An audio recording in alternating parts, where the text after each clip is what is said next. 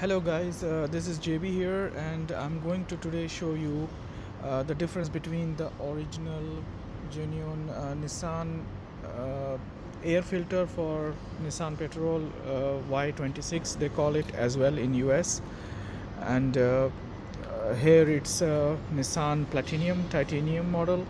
So let's see the difference. Let me open the air filter duct and let's see, compare between the original and the used one, which was never been changed, I guess. Okay, so we have to open this thing,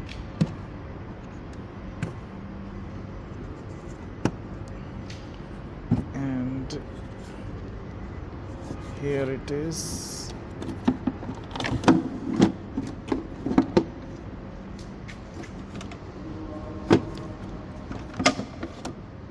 It's the part, as you can see.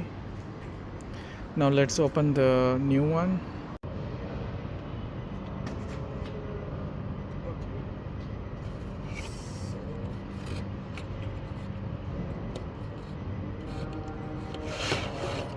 Oh wow, that's a huge difference in the new one, brand new